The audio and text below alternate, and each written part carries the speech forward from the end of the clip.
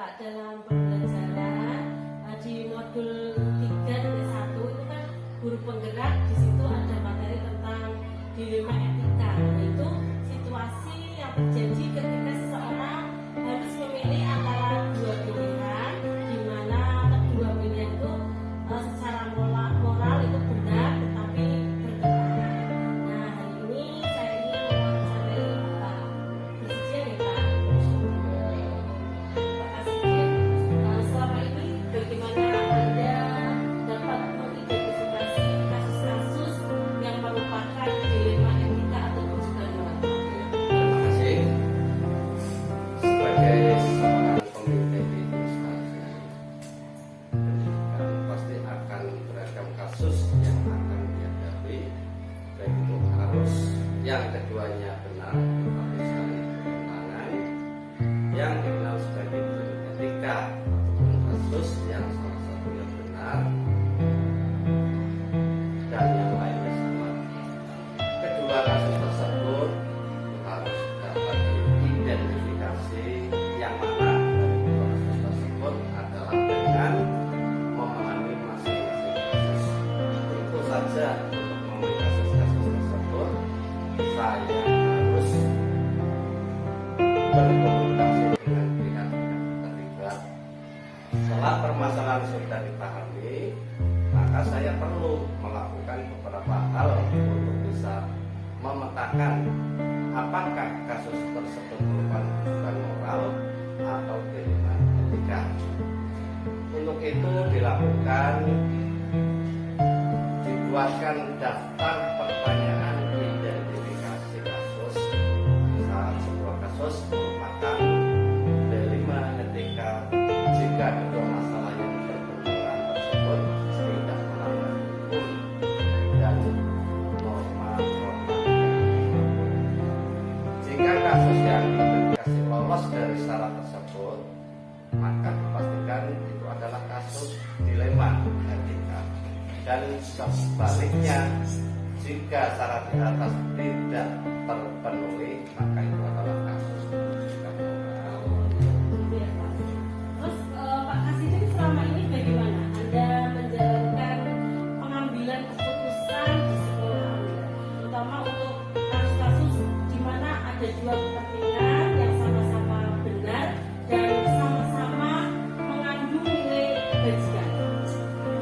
Untuk kasus dilema etika, saya akan mempertimbangkan kedua sama-sama benar tersebut membenturkan faktor apa atau pihak mana.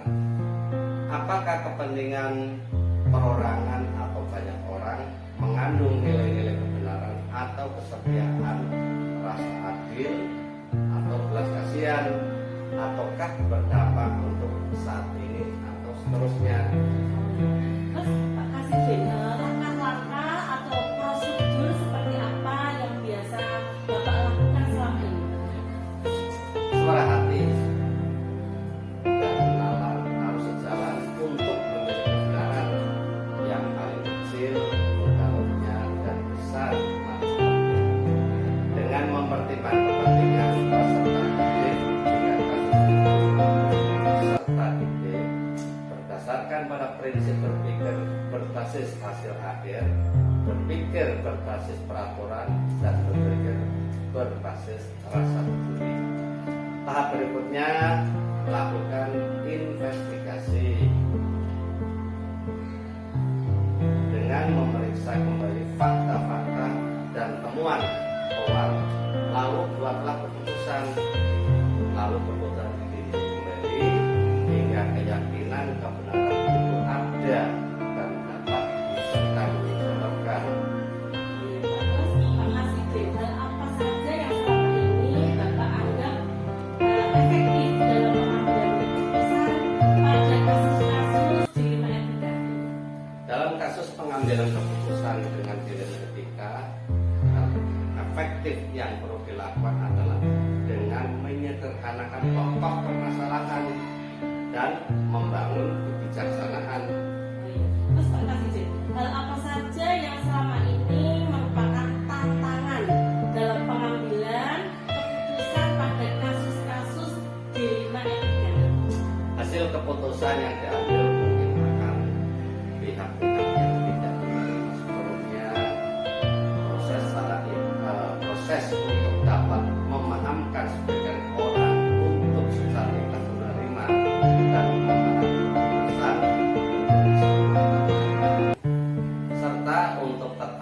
istiqomah dalam menjalankan keputusan yang sudah disepakati. Terus Pak Kasih, apa Anda memiliki sebuah tata kelola atau jadwal tertentu dalam sebuah penyelesaian kasus dilema etika? Apakah Pak Kasih langsung menyelesaikan di tempat atau memiliki sebuah jadwal untuk menyelesaikannya? Bentuk atau prosedur seperti apa yang dijalankan? Tidak ada jadwal tertentu dalam menyelesaikan sebuah kasus. Prioritas kasus mana yang perlu diselesaikan secepatnya tergantung dari jenis kasus dan pentingnya kasus tersebut. Diselesaikan secepatnya agar tercipta lingkungan sekolah yang sehat, kondusif buat semua warga sekolah. Terus adakah seseorang atau faktor-faktor apa yang selama ini mempermudah atau membantu Pak Kasih dalam pengambilan keputusan dalam kasus-kasus dilema etika, Pak? Komunikasi yang baik dengan semua warga sekolah, pembawaan emosi yang baik dan pemahaman tentang teori pengambilan keputusan sebagai seorang pemimpin menjadi faktor yang mudah dan membantu pengambilan keputusan. Terus dari semua hal yang telah disampaikan ya Pak, terus pembelajaran apa yang Pak Kasih petik dari pengalaman Pak Kasih dalam mengambil keputusan dilema etika? Dalam mengambil sebuah keputusan,